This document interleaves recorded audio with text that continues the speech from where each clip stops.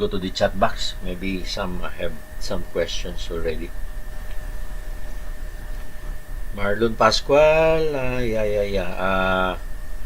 good evening, sir. Marlon. Ed B, good evening, Sir Will. Then Richard, I believe, sir, that others are not yet adopting the flammable toxic gas detector since it is more expensive than the ordinary smoke detectors, which are, of course, the main requirements of the fire code.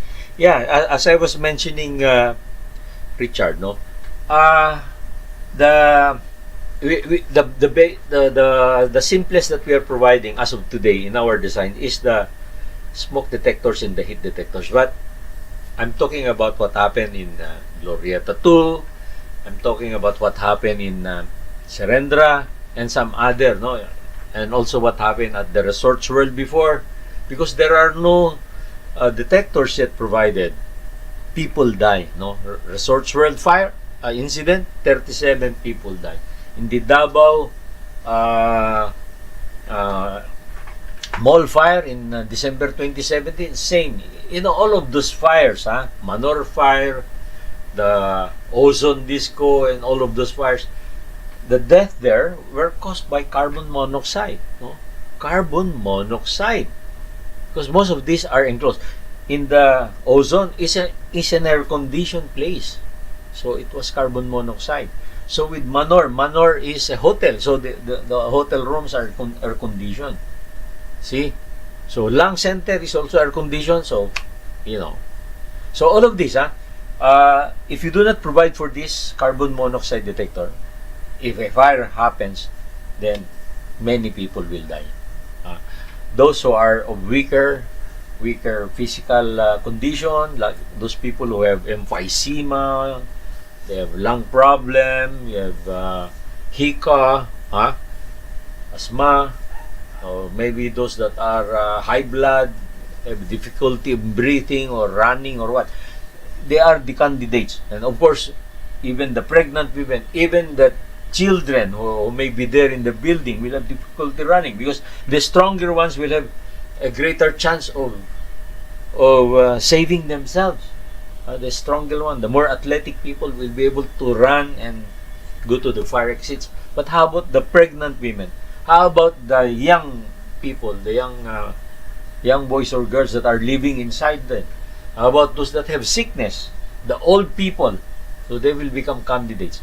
Now, if you provide this detection and extraction automatically, at least as they are still trying to leave the room on a slow pace,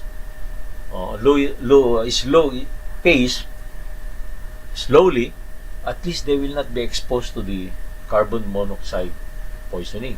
And if you detect a toxic gas like hydrogen sulfide, you will be able to remove it from inside, no? Or if you have a flammable gas like methane, you'll be able to alarm and bring it out. So therefore, if you provide this toxic gas detection and extraction that I'm talking about, then, or make it mandatory, then you will be able to increase the level of safety of your buildings. Okay? So let's just analyze what is the standards of Europe, no? So in Europe, they would just simply provide for smoke extraction. So take note, they indicate smoke to be extracted, and they do not mention anything on toxic gas. There's no written thing here about toxic gas. Of course, they have air pressurization, they have fire resisting damper, they have smoke exhaust fan, they have smoke damper, but there is no mention of carbon monoxide or toxic gas. See? Same with this. Positive pressure ventilation. So we're talking about air pressurization of the stairwell, and there is extraction inside the room. So it doesn't mention of carbon monoxide. None of them. So with this is an American drawing, which I was able to check on the internet. But there is none. No carbon monoxide mentioned. They just mentioned smoke here. Smoke exhaust. Supply fan. So smoke detectors. But there is no carbon monoxide detector. Okay, so It has been already 2 years since I started to advocate for this. That was something like August of 2017 when I started to talk about this carbon monoxide detector. Okay, so parking areas should also be provided with carbon monoxide detector with exhaust fan. So here are 2 exhaust fan on this side, and there is also 2 exhaust fan on the other side. So these 2 here on the left side will be blowing in fresh air inside, and this will be bringing out the air inside the parking area. That is when you have cars parked that are running and there's not enough oxygen or air inside, so you produce carbon monoxide. And a lesson in the Kentex fire is this, no? Take note, especially those who are architects. You would take note that the ridge, the apex of the building, of the Kentex building factory, is without a ventilation. You take note of this blue colored roof here. There is a ventilator on the top. This one. And so with this building, there is a vent. And so with this maroon colored building at the back, it has a vent. But this building doesn't have a vent. So this building and the Kentex buildings do not have vents. So my point is, if you have this vent, or these buildings that have vents, if you have this vent, chances are your carbon monoxide that may be produced when there is this fire will come out of these vents, and therefore reducing the chances of people being poisoned inside. The reason why so many people died in the Kentex fire is because of this. No ventilation on the roofs. Take note, this one, no vent. Both the Kentex building or warehouse building, factory building do not have the vents. So that's my suggestion for architects to provide this vent, for contractors and for owners, and of course for the building officials also to take note of this requirement that as much as possible we should provide this vent so that in case of fire, chances are you will allow the smoke, which is carbon monoxide, to come out of this. Remember, carbon monoxide is lighter than air. Okay, and here's a picture of the ground floor of the Kentex factory building. The fire started here. There is a flammable materials here stored, caught fire, and then the wind was coming inside the warehouse, so suffocating the people inside the factory building. Okay, so even this kind of warehouse should also be provided with exhaust fan, like this one, exhaust ventilators, so that if there is fire, you will be able to suck out the smoke. At least the people inside your warehouse will be able to run for safety. Okay. So now we've done through with toxic gas detection and extraction, as well as smoke extraction. Now we proceed with the next topic, air pressurization. The fire exits must be assured to be safe for people to run through, to exit through, in order that the people who will be running for their safety to the fire exits will have a greater chance of not being suffocated. No? So here is a picture of a stairwell exhaust fan. A pressurization fan. It's not an exhaust fan. It is a fan that would get fresh air from outside of the building and put it inside the stairwell, the top of the stairwell. So here is another drawing. So you have the fan here, the stairwell fan here, and at the top, and when it operates, it would bring in air to inside the stairwell. No, so if you have a stairwell that is not if you have a stairwell that is enclosed, so you must have this variable. You have this fan, stairwell fan, that would increase the pressure inside so that the smoke from the rooms would not come out and will not go to the stairwell, and therefore the people running out of those burning rooms will be able to exit much easier, no, than when you don't have this. Because if you don't have this, definitely the smoke will come out of the exit door and it will suffocate the people escaping from the burning room. Okay? So that's stairwell pressurization, or also known as NFPA 92. And of course, today, with the technology of inverter control, this motor now uses this variable frequency drive. Okay, no longer using the across the line or full voltage motor run or the Y delta run. No more. You have to use this variable frequency controller. Okay, and here is a way to size it up. I already indicated for a 22-story building. Not a 22, 11-story building.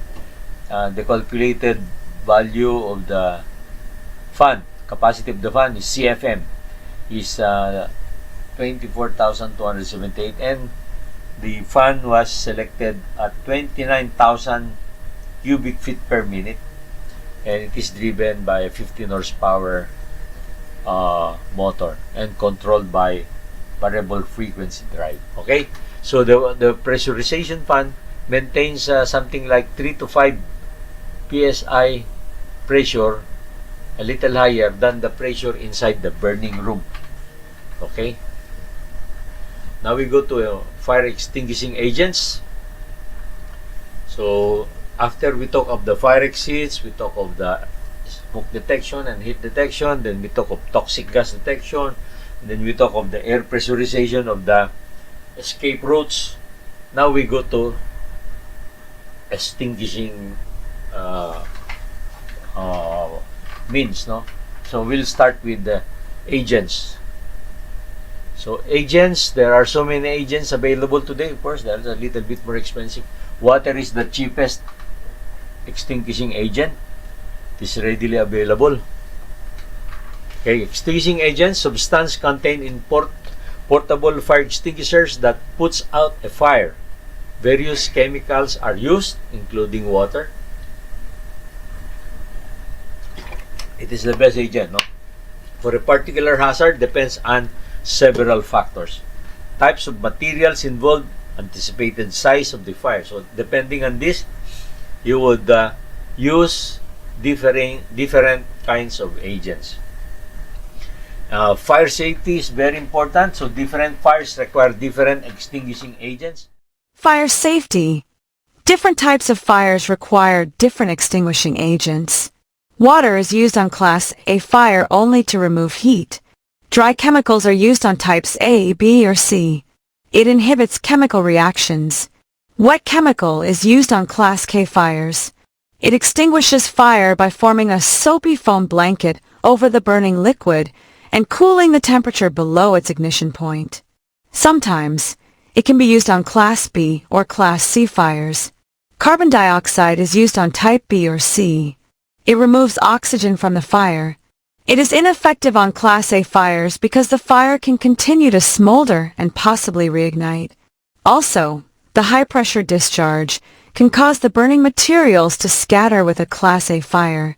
Halogenated or clean agent is used mainly on Class C fires, but it can also be used on Class A and Class B fires. These types of extinguishers remove also the oxygen from the fire. Then here is a yellow-colored fire extinguisher. Fire extinguisher of types: combustible metal, Class D fires, 2 primary extinguishing agents, sodium chloride and copper-based dry powder. Extinguishes by smoldering burning materials, 6 to 8 feet maximum effective range. So because of the heat is so hot, is so dangerous, you have to be far from the fire. Okay, the metal fire. Okay. Then fire extinguisher types, wet chemical uses potassium acetate as the extinguishing agent, extinguishes by cooling and forming foam blanket to prevent reignition. 40 seconds discharge time, 10 to 12 feet maximum effective range, so it's a little farther than the yellow one earlier. On a Class K fires, don't use until after mixed extinguishing system has activated. So there are some conditions on its use. Clean agent fire. So definition is fire suppression system whose means of extinguishment does not cause damage in addition to that which was caused by the fire itself. Okay, and here is the illustration for the application of the FM200. You know, when I was a young engineer, there was this halon, HALON. But it was found out that this substance halon is producing effects detrimental to the ozone layer. So eventually, it was banned because of this. And today, it is replaced by this FM200. Okay, so here you have these two cylinders as the agent cylinder, agent storage containers, these ones. And you have their piping here, the orange piping, and you would have the nozzles here. 4 nozzles, discharge nozzles, 1, 2, 3, and 4. So equally spaced on top of the room that should be protected. You will notice that there are fire detectors. This one, this one, this one, and this one. And they would send a signal to your control panel which would automatically allow the flow of the discharge of the agent. Okay. Enclosure pressure venting. There is also the equipment shutdown, HVAC shutdown, building fire alarm, and dedicated controls. Okay, so that's how this FM200 operates. Similar to Einergen also and Novec. Almost similar. So the FM200 fire suppression is described as fire suppression is also known as HFC227. It is a waterless fire protection system. It is discharged in the wrist within 10 seconds and suppresses the fire immediately. FM200 fire suppression is found as an active compound, as a propellant in medical inhalers. This goes without saying that FM200 gas is extremely safe for occupied spaces with the correct fire suppression design. There is a common misconception that FM200 gas reduces oxygen. This is not true. FM200 is synthetic chemical fire suppression gas and extinguishes a fire by removing the free radicals or heat elements from the fire triangle. That means the oxygen, heat, and fuel. And here is a picture of how this FM200 look like. Okay. And here is another illustration also. Here is the FM200 source, and with piping. What piping would they use? My suggestion is for you to use BI piping, black iron pipe, or mild steel pipe. Okay. And here is another illustration of how it operates with all the nozzles spewing the gas. And another kitchen showing the agents. And these tanks here are the agents.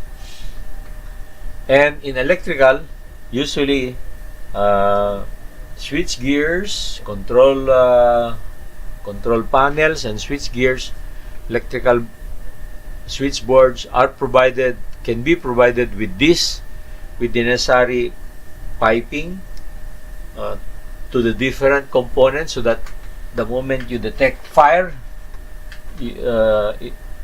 this gas would be spewed in the area and would put off the fire very fast. Here is another installation where you have a switch gear, and you would have the agent in here with the piping. So that means the piping goes inside the switch gear, and therefore it would protect your switch gear from against burning. So in a control room where you have control desk console like this, you can also provide this type of protection with nozels on both sides. So this to protect your equipment the moment there is a heat or a fire or a knock flash that may happen, then it would operate immediately. Okay, next. And as an alternate to the FM200, you have here Novec. Novec is, I think, a product of 3M. 3M, I think. Let me see. Okay. 3M Novec. Yeah, correct. 3M is the one that produced this. You know, 3M, the popular 3M, no? Novec 1230 Fire Protection Fluid is a next generation halon alternative offering outstanding performance, large margin of safety, and an excellent environmental profile. Zero ozone depletion potential, no, not like in the halon. 5-day atmospheric lifetime. Global warming potential of 1. A large margin of safety for occupied spaces. Novec 1230 Fire Protection Fluid is based on a proprietary chemical from 3M called fluoroketone. The full chemical name for this compound is dodecafluoro-2-methylpentan -3-1. It's ASTRAE nomenclature. The way it is designated in the NFPA 2001 and ISO 14520 Clean Agent Standard is FK-5-1-12. Novec 1230 fluid offers a unique combination of safety, low environmental impact, and extinguishing performance, making it the first chemical halon replacement to offer viable, long-term, sustainable technology for spatial hazards fire protection. So now we have as a replacement to the halon, we have the FM200 and now the Novec. Okay, and here is a sample of installation of the Novec. The brand is Kide Fire System. So you would see the agent tank and the piping here, okay, supplying to the switchgear. Clean agent fire suppression. Energen is a third one. Energen is a product of OneSol Corporation. Is composed of 3 gases: 52% nitrogen, 40% argon, 8% carbon dioxide. Energen systems reduce the level of oxygen to about 12.5%, which is sufficient for human safety, but not sufficient to sustain fire. So that's how this Energen works. No? And here is a picture of that argon gas or argonite gas, which is also inert gas. And here is a tabulation matrix prepared by Siemens showing some of the different agents. Let's take a look at them. Well, before we proceed, let me go back to the chat box. Again, I'm not feeling so well, ladies and gentlemen. Anyway, Mark Ramsey is here. Good evening. Your Yuri Taraki, how about oxy reduction? Oxygen reduction? Yes, it can be. But oxygen, if you have a person inside the room and you reduce the oxygen, then there is the danger. Okay? So, Yuri Taraki, we have Novec 1230 fire suppressant in our substation. Very good. Where is that substation, Yuri Taraki? Please mention it. So, that will be for the reference of everyone. Okay? Now we go back. So, let's just see what Siemens has done to compare all these clean agents and inert gases. So, it mentioned here, as first is FM200. No? Stored pressure is 360 psi. Safety factor is 28%.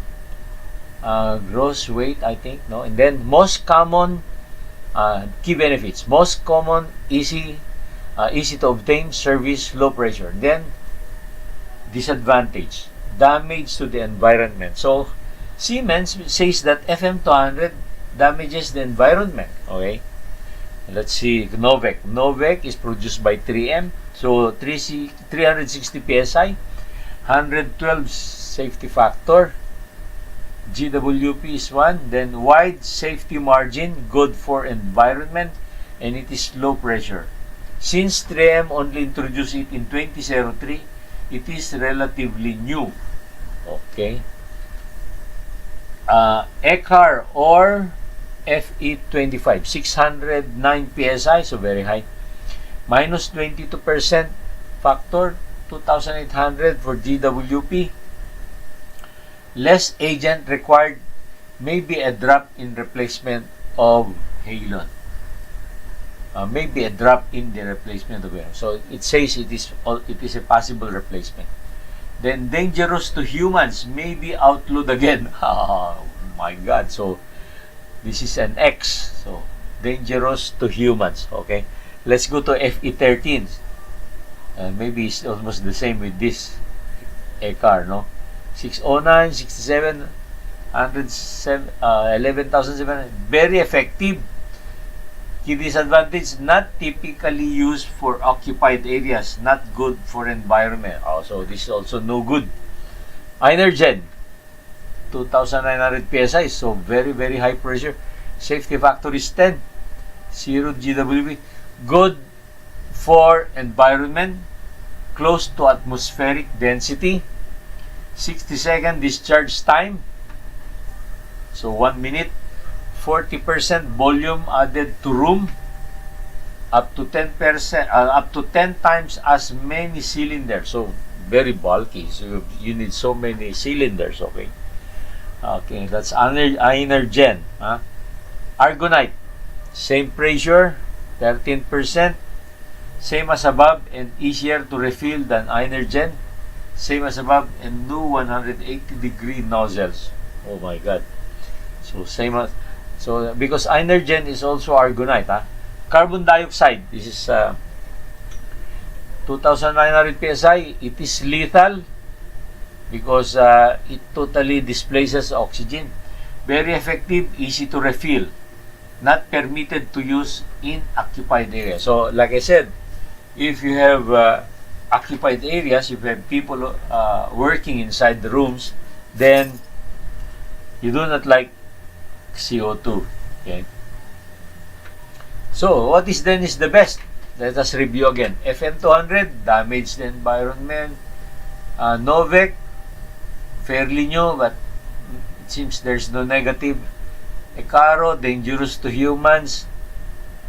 FE13, same. Energen, 60-second discharge time, 40 more volume added, up to 10%. So it's very big, 10%. So, same as above. Oh my God. So, it seems like Novec, although it is fairly new, is the one that is with no negative remarks by Siemens. I remember 3M is an American company and Siemens is a German company. So, do they have any relations? Anyway. That is how Siemens interprets the performance of these gases. So it says Novec is much better, no? Wide safety margin, good for environment, low pressure. Okay? So nitrogen gas can also be used. The air is 80% nitrogen roughly and 20% oxygen. Okay, so therefore nitrogen is plenty in the atmosphere. So you just need to produce nitrogen gas.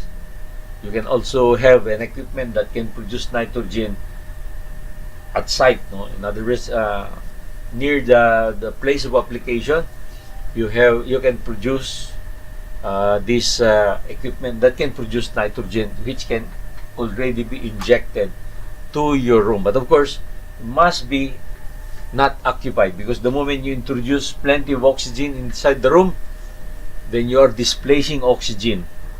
Okay? Why is fire extinguished with nitrogen? Continuous combustion requires more than 15% of oxygen concentration by volume. The NN100 system will suppress a fire by reducing the oxygen concentration down to 12.5% with nitrogen gas discharge. Let us see this, no? So this is the NN100 system that it mentions. It's a means of processing, no? So it is a system that produces nitrogen from air.